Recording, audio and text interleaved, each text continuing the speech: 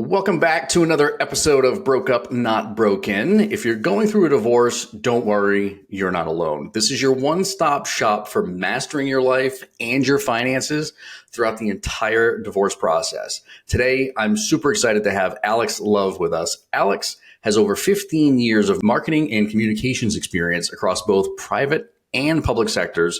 She's currently the VP of Marketing and Communications at RIVA Solutions. Did I say that right? You did? Awesome.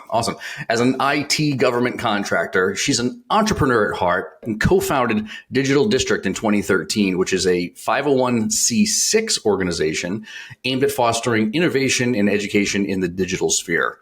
Personally, and this is awesome, Alex is an avid power lifter. She could probably kick my butt. New mom and podcast host. Her podcast, Mastering the Art of Failing, which I've listened to a couple episodes, is amazing, discusses the positive aspects of failure, highlighting the unique stories of entrepreneurs and business people who have turned failures into successful pivots, shaping the individuals that they are today. Probably in a lot of incidences like divorce, right? So listen, if you're feeling overwhelmed by your divorce or your current station in life, please don't be. Alex is here to help us break it down so you can feel confident and prepared by creating a clearer picture of not only your financial situation, but how you can tackle some of the personal challenges that you might be facing as well. So grab a cup of coffee or your beverage of choice, buckle up, and let's get you once again personally and financially empowered. Alex, it's amazing to have you with us today. Thanks so much for having me. Yeah, so we were talking on a lead up here that we have both gone through a divorce in our lives. So tell me a little bit more about what that experience was like and how you overcame it and got to be where you are today. Yeah, absolutely. So it's been 5 years, I think, since I separated from my ex-husband and 4 since the divorce went through. So thankfully, I made that decision in 2019 before the pandemic shut everything down, and we were in divorce court in January 2020. So thank you to my past self for making that choice in 2019, because 2020 would have looked a lot different had I not made that decision. But yeah, I went to college in Boston. I always knew I wanted to move to Washington, D.C., and so I moved to D.C. directly after finishing college. I'd interned in D.C., so I had some friends here, and it just kind of felt like a good place to be.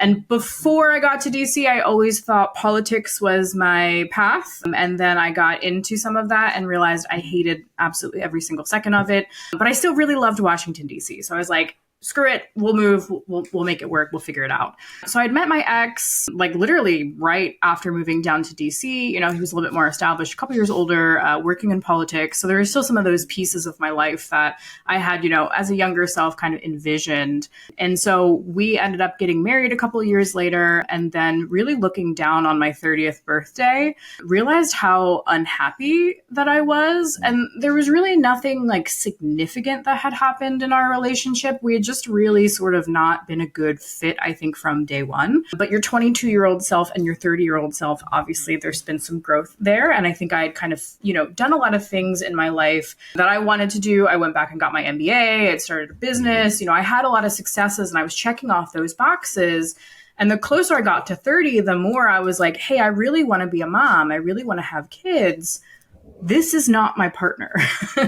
This is kind of like a child, and I was like, I don't want to be one of those people that thinks having children is gonna fix our relationship, because that's just not the case, right? This is just gonna end up being me with, taking care of even more people and then sort of ending up in this single mom situation, right?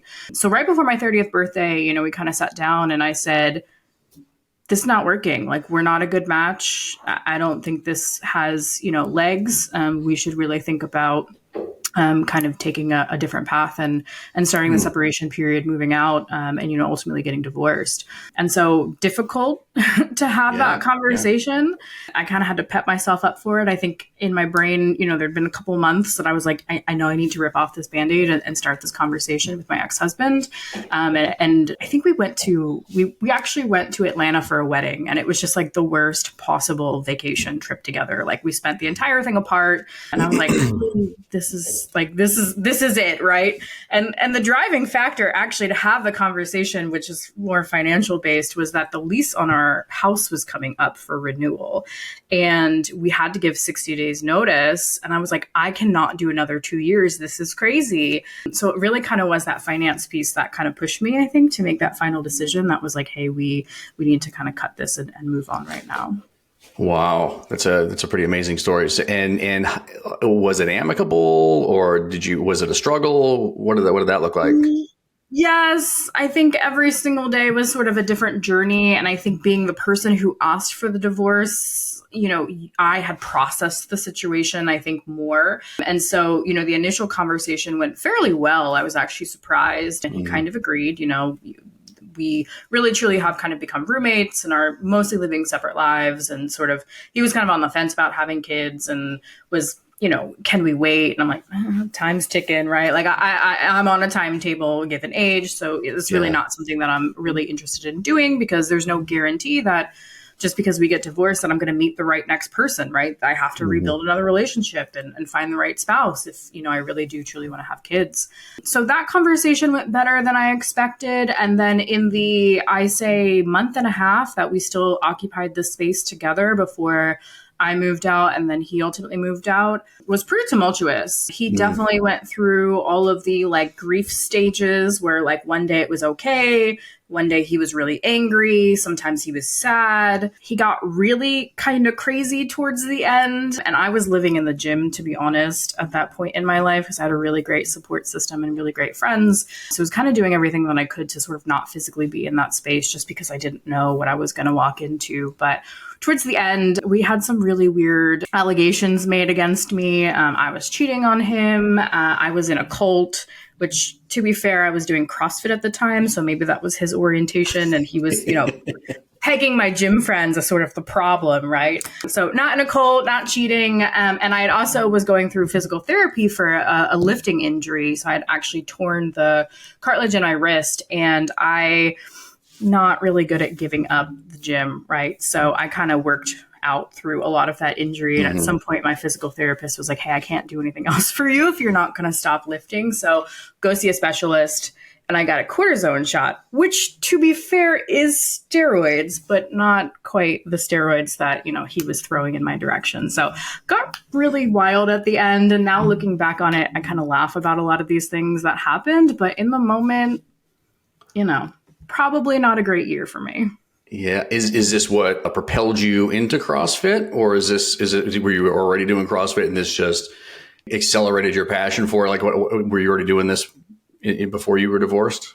Yeah, I was already doing CrossFit. I was one of those people who didn't grow up athletic. I was more on the music sort of art side, and found the gym kind of as an adult and realized hey, this is really, really good for probably mostly stress and mental, right? And then I really like a challenge. I'm a very competitive person. So naturally kind of found myself in the CrossFit gym because it's a very high intense, really cool community. And I made a ton of friends there. And so I think that, box that I was working out in those gym friends at the time were probably one of the things that did cause me to realize I'm not sharing this part of my life with my spouse. And I don't even really want to invite him out when we go out, he's kind of like someone I don't want to be around.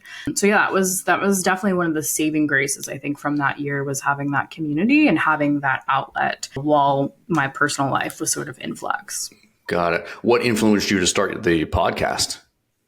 So ironically enough, my podcast co-host is also divorced, and we both kind of handled our divorce. He's a couple of years ahead of me in terms of his divorce, but he had moved out of the DC area down back home because, again, he wanted to have children, and, that ultimately didn't end up working out with his ex-wife.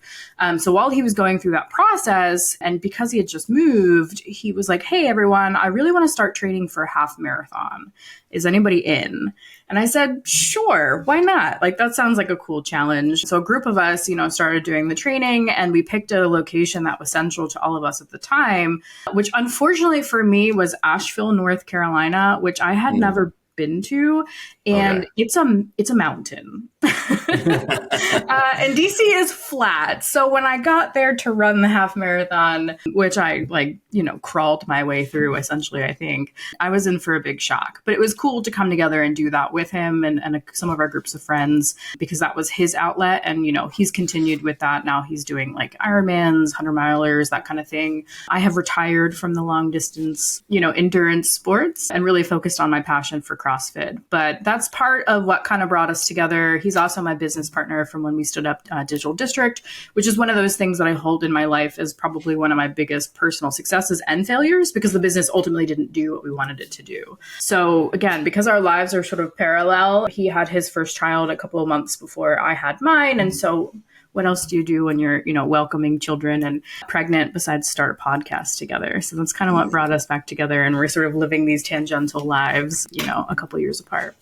Amazing. So this is a financial show, right? We want to try to provide as much financial advice as we can along the way. We don't want to spend all our time talking about it. But one of the things that we see happen with a lot of the clients that we work with and people that listen to the show and people that are in our Facebook group and so on is the feeling like they failed in their marriage, right? The divorce is a failure. They're failing at. They failed at their marriage, and now the stress of the marriage and the concerns they have over finances are now putting them in a position where they feel like they're a failure at work. And it's this failure syndrome in many ways. And I think we all have gone through that experience in some respects, regardless of how things started off or how things ended up. I think we've all walked down that path in some way. So how do you apply the principles that you have in the work that you do and the stories you tell on the podcast to help people recognize, like, listen, like this is not the end of this is not the end, right? This is in many ways the new beginning, and to rebuild their personal and their financial lives. Yeah, I think that's kind of how I orient my life, is that everything is a season. And again, being a new mom, like the newborn season was a season, right? Like everything, you've survived everything. And this is just a season of your life and a phase of your life that you ultimately will get through. So, financially, when we were starting to talk about separating, we weren't in a good spot. I was the primary breadwinner. My ex had been laid off multiple times during our relationship, which was also, I think, part of, in my brain, you're not a stable sort of provider. So I was, carrying forward a lot of the bills, and DC's not a cheap place to live. We weren't able to ever buy a place, right? We were continuing to rent and, rack up credit card bills because we wanted to go to this place to eat dinner and sort of do these social activities. So, not a great place for us to be financially. And that was another thing that I had to really step back and sort of take a look at, was like, can I do this on my own? And while I was making, a lion's share of our net salaries together, he still was contributing. And so I had to sit there, before I made this decision and go through the budget and was like, what can I actually afford as a single person? Because I've got a dog that has, she's a very large pit bull. I can't just take her anywhere, right? She's got to be in a specific situation. Not all landlords are going to welcome a dog like that. DC is a very expensive place to be. Can I even afford this? I've still got a car loan. I got student loan debts. I've got all of these things that I sort of need to keep track of. And so I had to sit down and do the math and say, like, what can I actually afford? And when it came out to the doing it, I was like, okay, I can make this work. It's going to be painful. And part of what was in our divorce agreement was taking this like massive credit card bill that we had amassed over, our 4 or 5 years married, and splitting that down the middle. And to be able to sort of consolidate all those cards, we ended up taking out those like, slightly predatory loans, very high interest, 20% lending tree, whatever it is kind of stuff, because we didn't have a house. We didn't have any equity that we could, go to a bank and say, we sort of need these loans to be able to equal everyone's, payments out and then sort of respectively pay off our half as individuals. So yeah, factoring that in was hard because that's, $1,000, I think, a month that I had to put into paying that back. And it was like 30 grand. That was my half.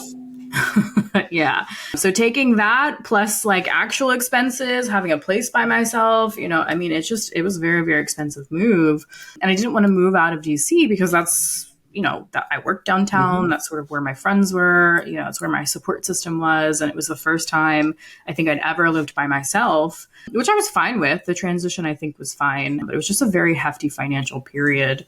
And I knew that, I had to sort of orient my life to like, how do I get this paid down and be able to keep up with everything else, to still live the life that I would like to live as a single individual, but be, financially responsible for all of these decisions that we had made in the past. Man, that is so many of our listeners and frankly, a lot of the clients that we work with are in the same shoes.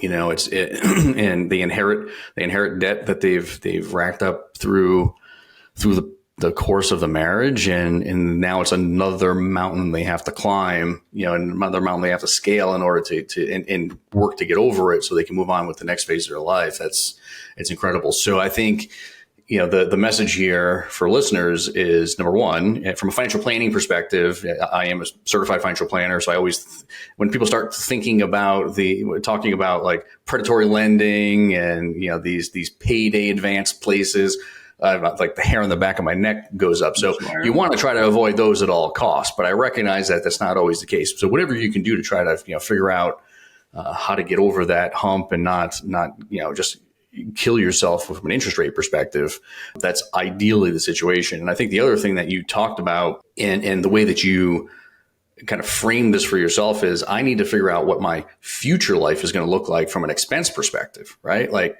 so many of the people, and I actually just did a video on this a couple of days ago, and we put this on social media and everything else, where it's like so many people make the mistake as they're filling out their financial forms for their attorney, or they're trying to do it on their own. They're like, well, my current, rent payment is, $1,500 a month, and my car payment is this, and this is what it costs to put the kids in daycare, and so on and so forth. Well, that's fine. But what you're trying to do is in your situation, you're trying to get an understanding what your future life is going to look like. In a lot of the work that we do, we're trying to paint a picture to the courts of what that's going to look like. So you want to be putting estimated expenses in. How much is the new place you're going to rent? How much is that going to cost? What is it going to cost you to get kids back and forth from school, or put them in daycare, or the new healthcare costs that you're going to have that are going to be in front of you here? What does that look like? And that's how we want to paint a picture to the courts of. And when we start going through negotiations, we want to be make sure you can maximize the amount of support that you're going to get by making sure that you sit down and put in a plan in place around what your estimated expenses are. So it's amazing that you went through that exercise. Yeah. And I did it for myself and my ex-husband, if you could believe that. So I, in our relationship, managed all the finances. I paid all the bills. I kept the spreadsheets. I did all of that. And so when we had that discussion, in DC, because we didn't have any children, the rule was you had to be living separately for 6 months before you can go to court.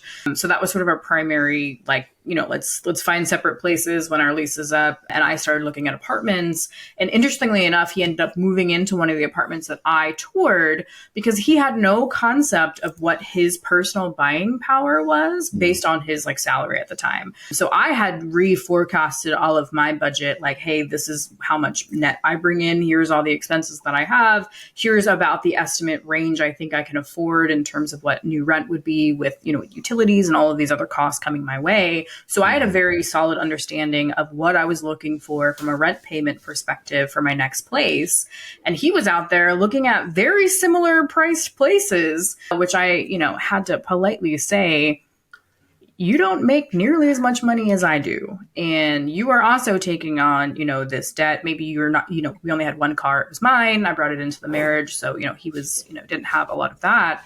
But I had to do that forecast for him. I built the budget for him and said, based on how much you take home every month, here's what you can afford. And had to hand him the apartment and say, you don't want to move out of the area. This is probably your only option. And so, yeah, it was a fun experience to be like, good luck. I hope you know how to use spreadsheets. Yeah, that's crazy. So you were effectively the CFO of the family. Yep. Okay. So just coming back to my earlier thoughts about that perceived sense of failure, any additional thoughts or any words of advice for listeners around that and how they can, because you work with, you've interviewed CEOs and you've interviewed some heavy hitters on your podcast that talk about their rise from the ashes, so to speak. So if the listeners out there were your clients, what would some of your advice be to them? Yeah, I mean, I think when I look back on it, right, I'm so thankful to my past self for choosing myself.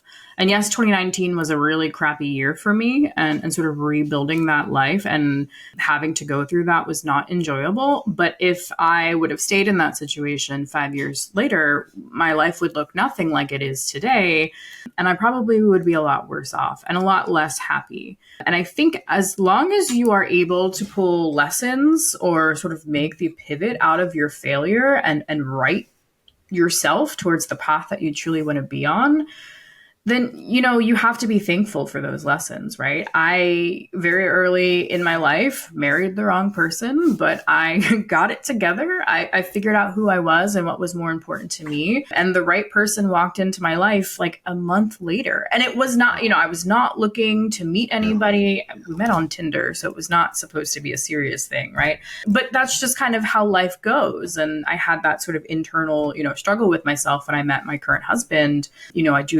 I just say like, no, like beat it, bro. I'm not looking to like date anybody. I'm like still technically married. But I think going through the divorce and going through and being in a relationship that was not right for me really highlighted to me the right person. When he showed up, I knew, he was the right person for me. And he always asks that too. He's like, how do you know? And I'm like, trust me, I've been through it. I know you are my person. I know what's important to me. And I know that this is going to be a long-term partnership together. When you were going through this experience yourself, I'm going to venture, you have all these tools and resources that you've used that you've either developed, through the lessons learned and so on. What role did your personal network, your family and friends, like what role did those types of people play in your rise from the ashes, so to speak? Yeah. So I'm a fairly independent person, which I don't know if my parents really intended to raise me that way, but they did. So at 18, I kind of left and they're wonderful. But yeah, very much an independent kind of person living my own life. So I kind of informed my parents when we were going through it. I was like, hey, we're getting divorced, and just kind of moved on. And they kind of left me alone because they understood, like, if she needs something, she'll come ask. I think going back to what we were talking about before, like the community that really got me through was at the time, like my CrossFit gym and my CrossFit friends, because that was who I was seeing, on a daily basis, working out together, hanging out together, going out together. They were some of the first people who came over to have dinner with me at my new place, like the first night that, I was sort of alone, if you will. So I think it's just really nice to have that group of mostly really strong women around who really supported and was doing, very similar things or had been in similar experiences, to just be like, hey, we get it. We've been there. And I think it's funny when you get divorced, you understand that when someone comes up to you afterwards and like, oh, I'm really sorry. But the people who've been divorced, you're like, good for you. Congratulations. So it's funny to see that cohort of people. And I've been able to have some cool conversations with people in my life, past and present, who are going through similar situations, because I try to be very open about it. Like, yeah, it sucks, but you have to prioritize yourself and your future self. So get through this like rough patch and choose yourself at the end of the day. Yeah. Tell me more about the podcast and your future like vision for the podcast and for the listeners that haven't had a chance to check it out just yet, maybe a little bit more about the context and some of the people that you've interviewed so far. Yeah, absolutely. So Mastering the Art of Failing is really, we don't have an industry that we target. We mostly have talked to, I think, a lot of entrepreneurs, but we've had, veterans, authors, business school professors, just people all across the board coming on to sort of talk about their vision for their life, right? Like I said, I thought I was going to end up in politics, and that is not where we are. So sort of where they thought younger in their career they would be, their journey through, and then like that critical failure or pivot moment where they're like, I hate this, or this is not going well, or like this is, out the door. And the lessons that they learned from that, and then sort of where they are today and where they are, how they've been successful. So it's a cool way to take a spin on it. And, from my perspective, that is always a conversation that I've kind of shied away from. But where the genesis came from, as I said before, was, my co-host and I stood up a business probably a decade ago when we were very young. We had no experience, no business sort of doing these things, but we had really grand plans. And it was a ton of fun while we were doing it. But looking back, we had that discussion, sort of our pilot episode. It was like, man, if we only did this today, right? Like how much more would we have known and how much more successful could we have been? We probably would have actually accomplished what we set out to do. But it's just holding those situations in your life where they're like, they were so fun. They were a huge success at the time. Did I accomplish my goal? No, but it put me on a trajectory to be where I am today. And I'm so thankful for that and the network that I built and all the time that we spent together. So it's been really fun to talk to people about that and sort of put a positive spin on, failure, if you will, but really the moments of clarity, I think, and pivot points that people have had throughout their life. Yeah, that's the impetus for this conversation too, right? It's trying to help as many people as we can and help them get unstuck effectively, right? Yeah, absolutely. People get so comfortable and so stuck in these situations, and that's, I think, probably the number one thing that I've heard from, friends and colleagues who've been in similar situations with relationships is they get stale, but it's so comfortable and you just don't know what's on the other side of it. And, I've had other colleagues who, I can't afford to do this. My spouse is the breadwinner. I'm not sure. But again, I think, you have to bet on yourself at the end of the day and be willing to take that leap and put yourself in the best possible situation in the future. Oh, I couldn't have said it better myself. Amazing, amazing words of advice there. This is the carte blanche section or part of our session today. So I don't have any specific question for you other than, is there anything that any questions I didn't ask that I should have, or is there anything that you want to share with our listeners, personal experience, professional experience, whatever it is, that you think they need to hear as we wrap up our show here? Yeah. I wish I would have thought about it a little sooner, I think. And I think you have that in the back of your mind when you're in a situation, whether it's a relationship or a job or what have you, where it's just like not clicking, right? It's like not exactly. And I will tell you, people don't change. The situation doesn't change, right? You're never you can do X, Y, and Z, and they're not going to change. It's not going to get better.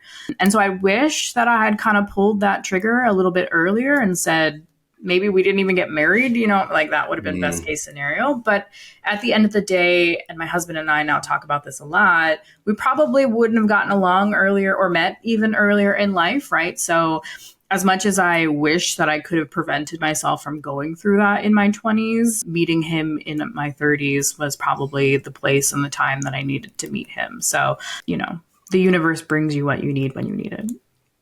Oh, yes. Amen. Amen. That's for sure. I probably should have ripped the Band-Aid off, years prior, but I was stuck. I could have used your help 10 years ago, but and it's so easy to say these things, right? Like it's so hard to do. And trust me, I had to have many pep talk conversations with myself about what are you doing? This is insane. But yeah, easier said than done. But being the person who actually did both of us rip off the Band-Aid at some point, right? We got there. Totally worth it. Yeah. Awesome. Well, hey, thank you, Alex, for joining us today and sharing such valuable perspectives. For those of you listening, if you want to learn more about embracing failures and transforming them into opportunities for future growth, you have got to check out this podcast at failingpod.com. Alex kills it. I think she has some amazing episodes up. So check out failingpod.com. And remember, if you're navigating the complexities of divorce, my team and I here at Allegiant Divorce Solutions are here to help. You can always visit us at allegiantds.com for more support and free resources, or to book a call with us to talk through your specific situation. And don't forget to subscribe to this podcast for more insightful conversations with folks just like Alex that are coming your way here really soon.